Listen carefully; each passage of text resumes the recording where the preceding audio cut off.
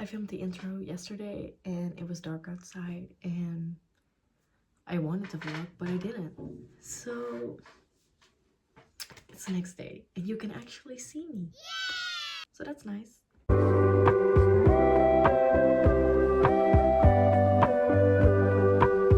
I talk about Just for the Summer by Abby Jimenez. I don't know if you say it that way. I'm sorry. I wanted to do reading vlogs, but I wasn't able to do those because I didn't like talking in videos and I was scared. So all I filmed were like shots of like me holding the book that I'm reading, nothing more. So here I am. I'm trying it out, and if I don't like it, I can quit. This is not my first book I've read from her, but I found out it's not in the correct order, so that sucked. I found out it was a series after I read this one. It's a series with Part of Your World, that's number 1, and then Yours Truly, and then Just for the Summer. And then I found out there's a novella about Maddie, and I have written down a bit. English is not my first language, not my native language. I'm Dutch.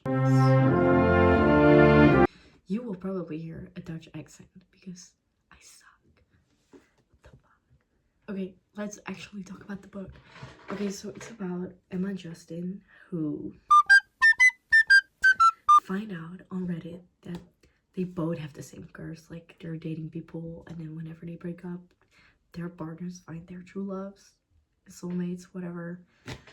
So they find each other, and obviously after 1 week they decide to meet up and break each other's like curse, I guess. So obviously instead of Hawaii, we're going to Minnesota. I wouldn't do that for a guy I met 1 week ago, but whatever. When she's there, they go on 4 dates. Like, they make rules: 4 dates, 1 kiss, texting each other every day, blah blah blah. To be honest, I didn't really care about Emma. What will you be doing in 10 years? Hitting snooze on your fucking alarm before you go to your office job. Miss me with that sort of comment, baby. Don't try it. I gave it a 3 stars, which is lower than what everyone else thinks on Goodreads. If you want to follow me on Goodreads, please do. This is my account. I will. Wow, this is so fun. I can do this. Like, I'll put it right here. I picked this book because I thought it was a rom-com, right? Because I love rom-coms. I am a lover girly and I want some love. Duh. When I read this, I felt like where is my typical romance? It was there, but it wasn't. But then what is this cover? Why is it like, I want to experience this. I want to run through the water with my dog. Hello. So that was one of the reasons I gave it a 3 stars, because where the fuck was the romance?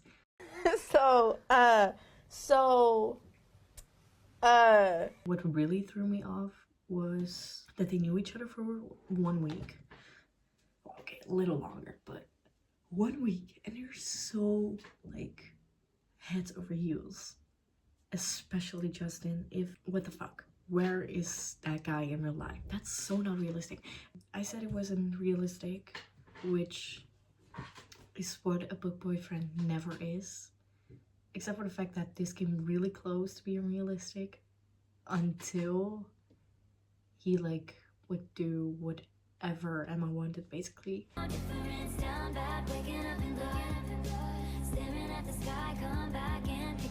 just found it too cringe.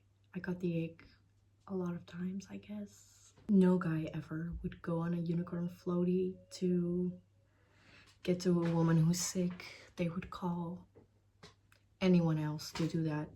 Not only that, he was going through a lot and Emma was just rude. Like, their mom went to jail. He needs to take care of like 5 siblings, or I don't know how many. She acted like she was a baby. What do you mean you get small every fucking time something happens? Go to therapy, please. The way Maddie said, like, you have to, like, maybe keep her in a room, comfort her. She's a grown-up. She can get therapy and do that herself. It was crazy that that house burned down and that she kind of had to deal with that. But grabbing your suitcase and going to the, like, nearest hotel, I don't know.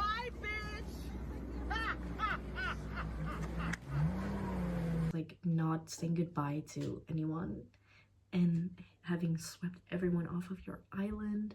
What were all those subplots?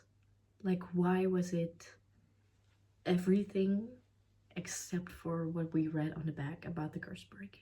We had Amber, the mom, with Neil. We had Justin's whole side story with, like, the kids, the mom, the friend, Brett, I think. Then we have Maggie, who was an icon, a legend, and she's a moment. I love her.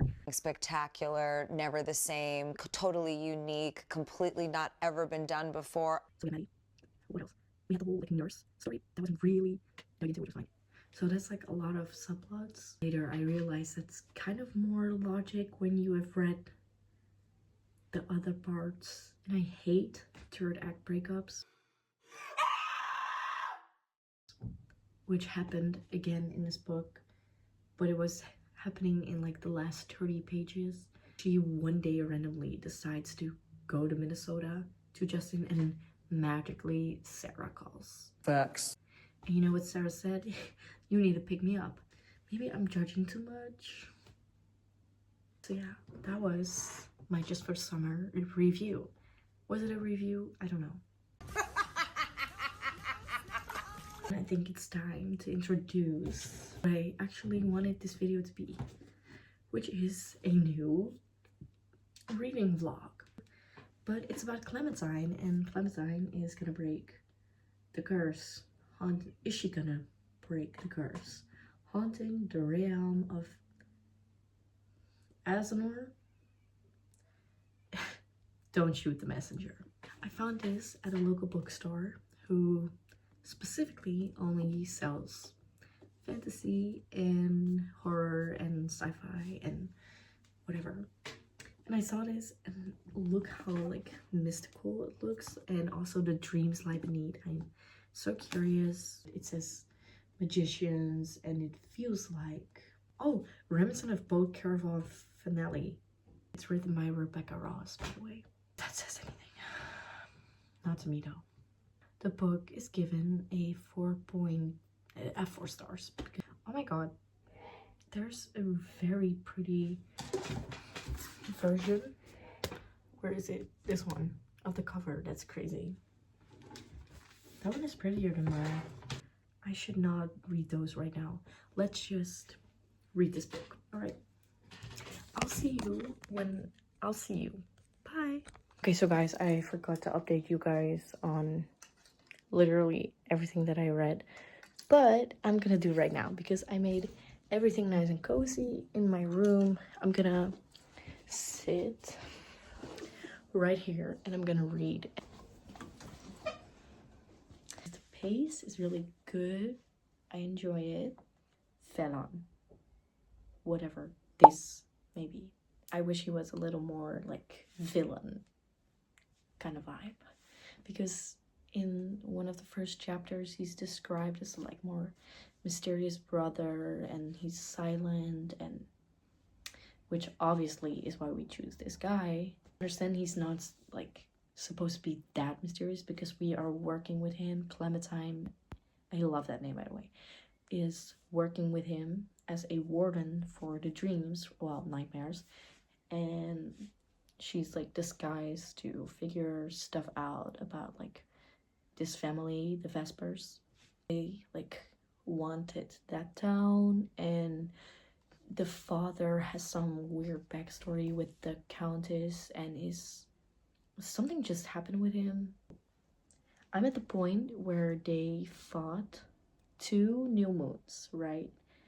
And at the second new moon, the knight that has that helm, and they need to defeat that guy, and he's probably one of the 7 raids. I think he is one, I'm not sure. And she took off the helm, and it was her father, but like 20 years younger or something. Our main guy found out she was disguised because I think he suspected he was behind her and the mirror was in front of her, so he saw her real her. Then he left, and that's where I'm at.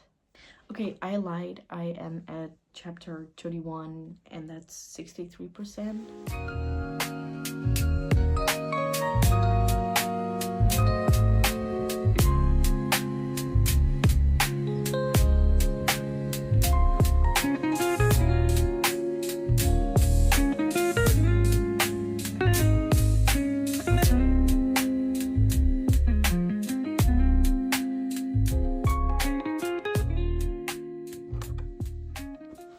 Okay, I finished Dreams Lie Beneath, and it was really good.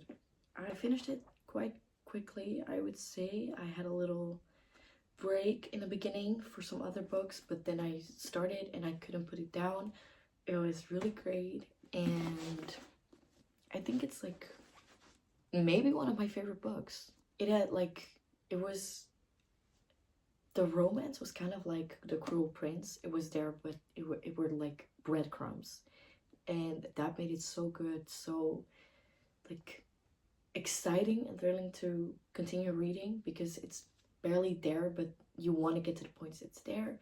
The plot line, really good, never seen before. Like it's so unique, like the dreams, the nightmare, the 7 raids, and the card game, and then everyone she knew was kind of connected to that ancient story. I thought Clementine and our main guy were so cute and adorable. They were like saving each other the whole time. I love their chemistry and I love them together, and at the end they're like ruling together, and he gave her a sketchbook, which I think is so cute, like trying to get her back to being her whole self.